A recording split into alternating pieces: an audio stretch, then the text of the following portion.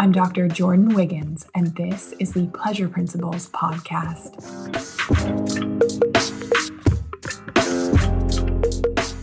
Join me on this journey where sex, science, and sensuality meet. Let's change the conversation around sex and pleasure together.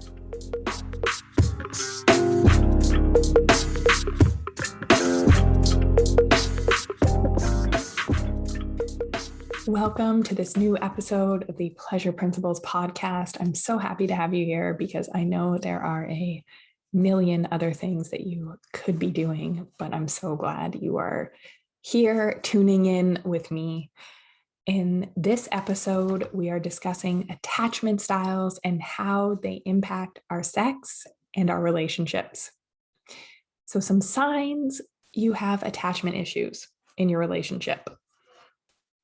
You have the same fights on repeat with your husband or partner.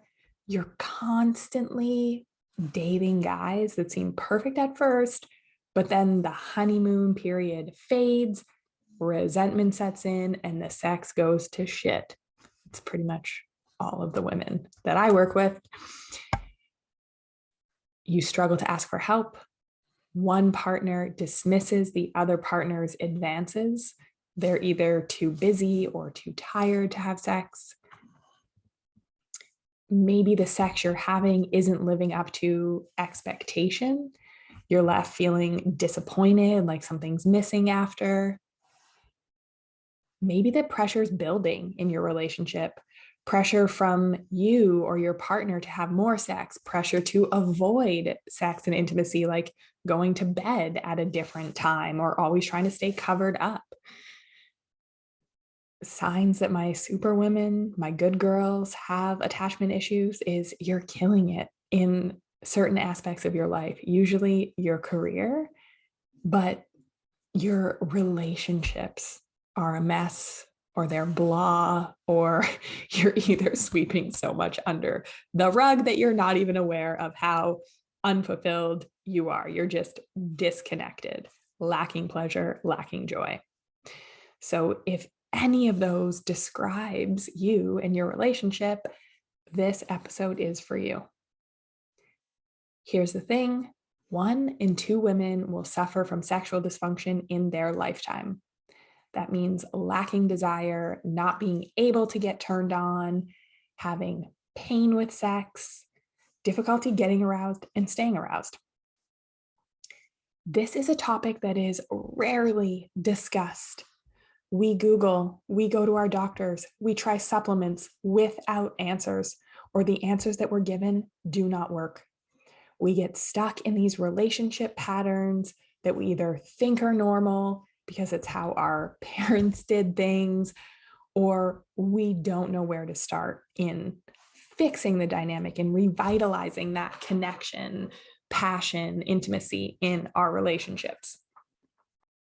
Helping women find their pleasure is my passion, my mission, to bring pleasure to as many women as we can, to create community and sisterhood and give women the freedom to live the lives they truly desire to be living, not just doing what they think they should be. You may have heard of attachment styles or seen some posts about it on Instagram. So let's start with a little background to make sure we are all on the same page. What are attachment styles? I learned about attachment theory in my intro to psych course during my pre-med degree. I studied it for a multiple choice exam, and I did not know the relevance that it would have to my work and to my relationships today. Attachment theory is about the way we were raised and how we became attached to the adults or caregivers in our lives. It may shed a little light on why you're so successful at work, but struggle in intimate relationships. Because attachment styles don't have anything to do with our intelligence or our capability, but with how you're relating to others in intimate relationships. So when we're vulnerable. Caregivers provide support, comfort, and regulation for a child. But when this support, comfort, and regulation is interrupted or inconsistent, insecure attachment can take place. And of course, no one fits perfectly into any textbook theory or definition of attachment because life doesn't work that way. But understanding and evaluating your attachment style can help you recognize and repair patterns, not only in your relationship, but also in the bedroom. There's 4 types of attachment, and we're going to focus on the 2 most common attachment styles that the women I work with experience. The one we're going to focus on today is anxious attachment. You may have anxious attachment style if you grew up with inconsistent security from your parents or caregivers. If your parents were not always emotionally available to you, maybe you learned that to get the help and support you really needed, you had to earn it by doing for them, helping around the house, by getting good grades. Maybe you needed to exaggerate your distress to get their attention and get the help that you needed, or attempt to get it, and you were forced to seek reassurance. I think generationally, a lot of our parents believed it was best to let us cry it out, try and toughen us up, rather than meet our emotional needs. Sometimes they were there, sometimes they were present, sometimes they weren't. So this inconsistency really turns into an anxious attachment style. So maybe this looks like you getting love and praise for getting straight A's, being told don't cry, or your feelings are too much, you're too sensitive. Or maybe your caregiver's emotions always trumped your own. So a lot of the women that I've worked with felt the need to emotionally support their mother, or if mom's emotions were off, then no one in the house was entitled to any feelings and everyone kind of deferred to mom. So that's like a very inconsistent way to form attachment. So this kind of attachment might be showing up in your relationships today with jealousy, clinginess, fear of being alone, fear of abandonment. Many of the anxiously attached women that I work with are the overgivers, the overdoers.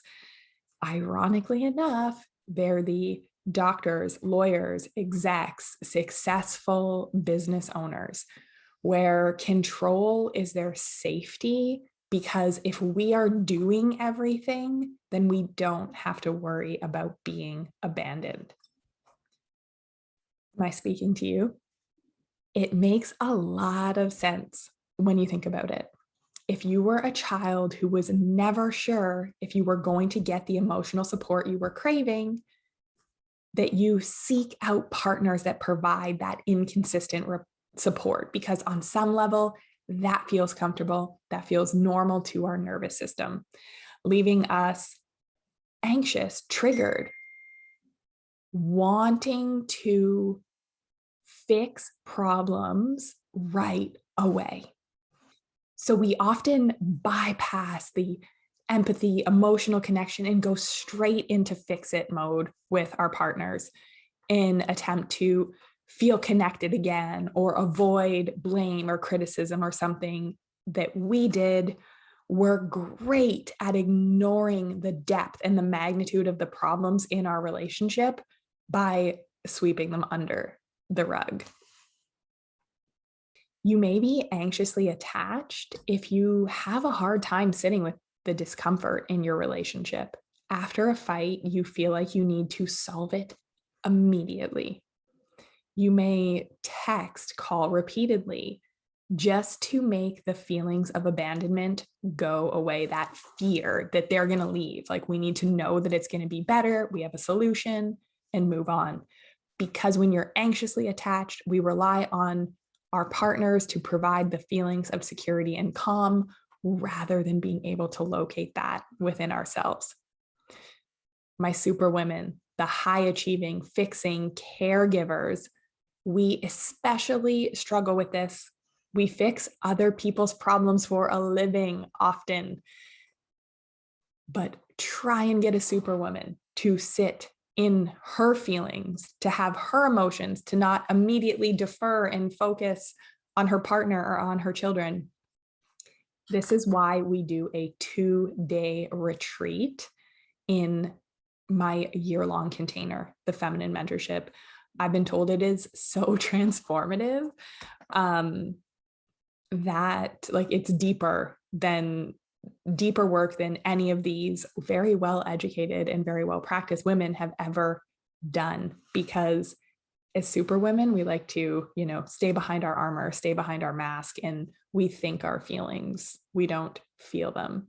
So being taught in community with other super women is just absolutely magical for healing these wounds and patterns. If you are anxiously attached, you may find you tend to jump into relationships because you are seeking consistency and support of the unconditional love that you think you will find there. Then you get in relationship and your strong fear of rejection or fears of abandonment get triggered, and it leads to cycles of jealousy and distrust. So we tend to see a lot of the same patterns relationship after relationship. I was chatting with an applicant to the Feminine Mentorship yesterday, and we were talking about our first marriages and our divorces and how we'd done work and we thought we'd healed those wounds. And then we get in a new relationship and some of the same patterns are showing up and rearing their ugly heads. So it is like, oh no, we thought we dealt with this, or we thought it was that relationship. But oh no, it's attachment theory from childhood, and we need to do the deep work to fix it. Anxiously attached people in relationships often have difficulties with worthiness. I cannot stress this enough. And when we're high achieving people in our businesses, in our relationships, with the number of degrees that we're getting or certifications that we feel we need to have, underlying that is often a feeling of like, I am not good enough as I am. I need to do more. I need to control. I need to prevent. I need to edit. I need to fix. So we're very much in our masculine there, which kind of goes hand in hand with this anxious attachment style. When we have worthiness issues, we are craving unconditional love, but at the same time, we feel unworthy of it. So we want it, but if we get it, we start to sabotage it. So even if we find a partner who tries to give us love, we are repelling it, rejecting it, eroding it. And anytime where we have that mismatch of what we want and what the actions we are willing to take is, we got a problem. So let's talk about sex and anxious attachment. When you're anxiously attached, sex can become an expression of reassurance and approval rather than joy, pleasure, connection.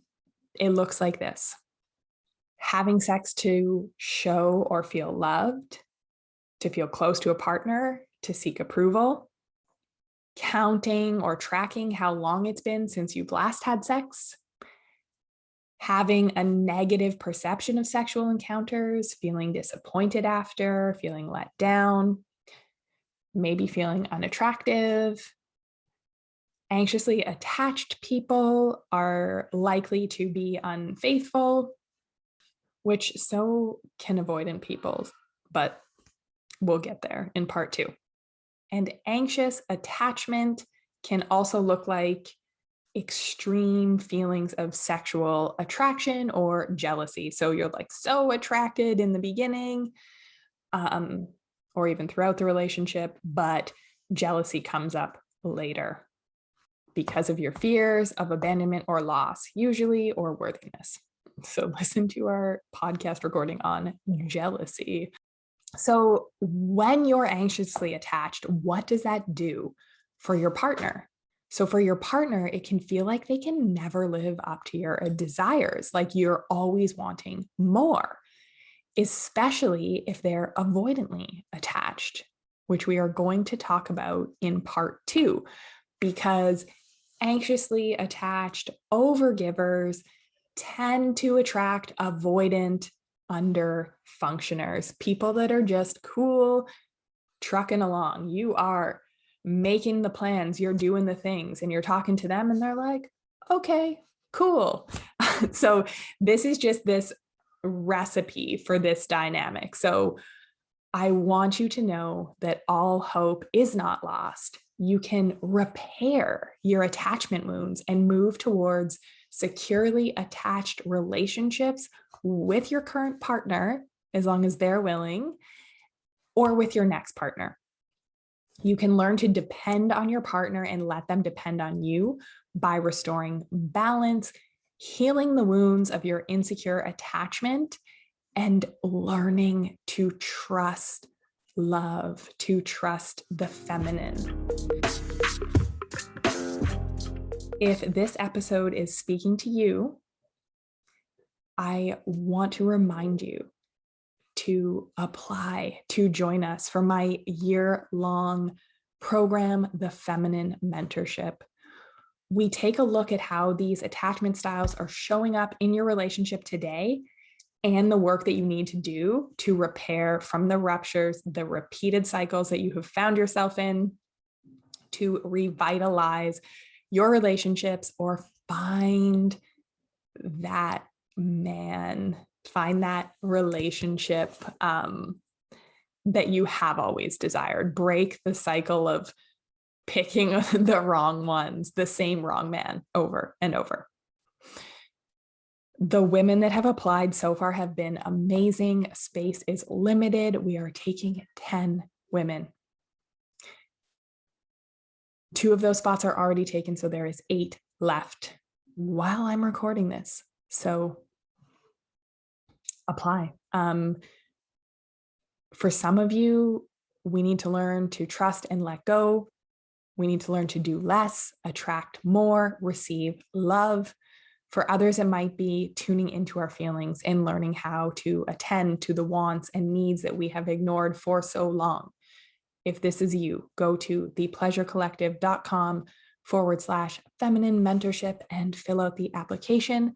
I would love to have you connect with you, talk with you, and figure out if this is a fit, if it is the right step, and if not, how we can work together. Stay tuned for avoidant attachment styles and what we can do about them next week. Have a great week, everybody.